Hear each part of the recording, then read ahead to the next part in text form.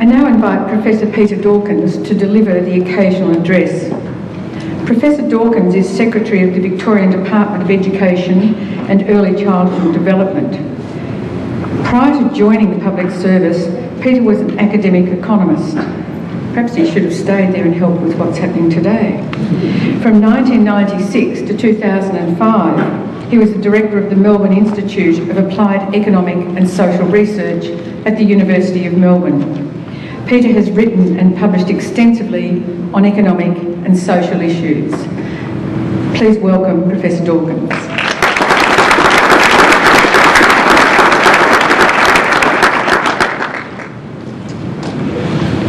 Deputy Chancellor, Commissioner Diane Foggo, Vice-Chancellor and President Professor Elizabeth Harman, members of Council, management staff, distinguished guests, ladies and gentlemen, and of course graduates, the most important people here today. I'm delighted to be here this morning to celebrate the graduation of students from across the vocational and higher education faculties of workforce development, business and law, and arts education and human development. I want to congratulate all graduates on the completion of their courses and warmly wish them all the best for their future careers. Your graduation marks a very important achievement in your life and the start of a new and exciting journey. The learning you have all undertaken through your studies is important and valued. I spoke at a graduation ceremony at Victoria University a year or two ago, and on that occasion the graduates were mostly going to go into teaching.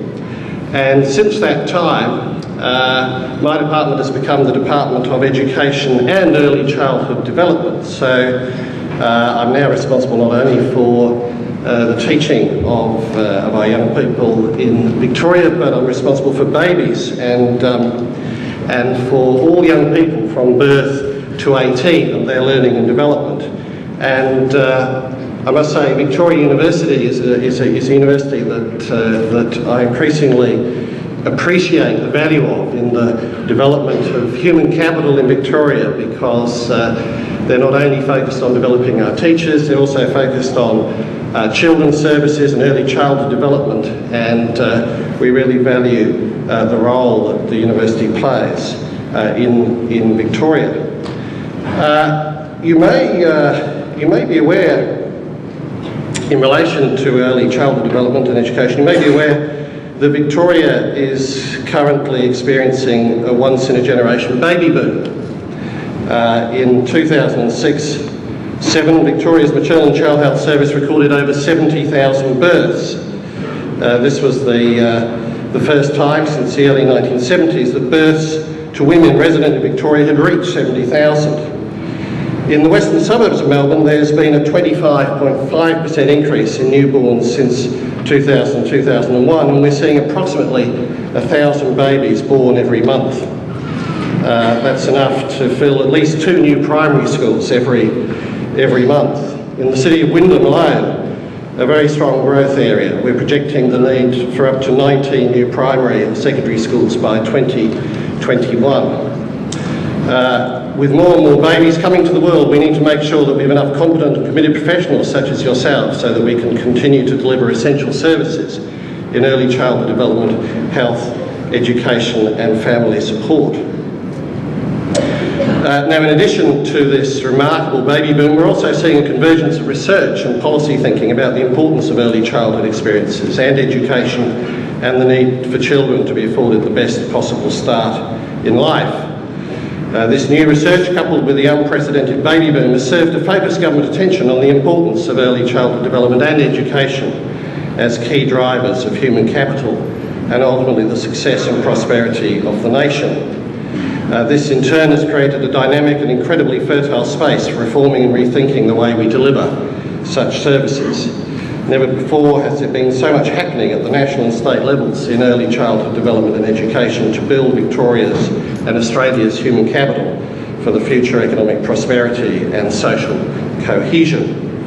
The Victorian Blueprint for Education and Early Childhood Development and the Co-Ed Productivity Agenda are centrepieces of this. So thanks to Victoria University for producing so many graduates, relevant to our children.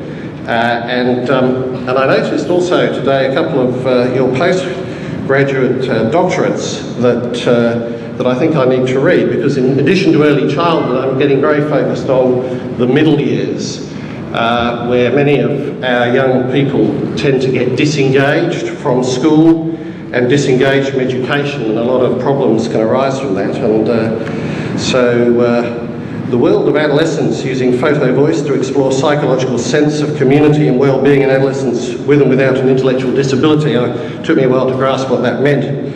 But when I heard about it, I thought that's definitely something I need to read, and the development of a projective technique to assess experience of attachment in middle childhood, a pilot study, is another one that I need to read. Going back to the baby boom, of course, not only do we have to provide early childhood services, before very long they'll be knocking at the school gates, which is where we then have a further responsibility from my department in their teaching. And of course, this university is a very important source of our teachers, not only for new teaching graduates, but also a career change program. So I'd like to wish you all very well in your future careers, whether you've got a degree in property or retail or business or marketing, but at some stage in the future you might like to consider teaching as a possibility. And in fact, Victoria University has a career change program, which is a partnership between the Department of Education and Early Childhood Development and Victoria University, that encourages professionals from a wide range of occupations to consider teaching as a future career. And in the context of the human capital agenda that's so important for the future of Australia, I hope some of you might consider that later on in your careers when you have developed a range of different experiences.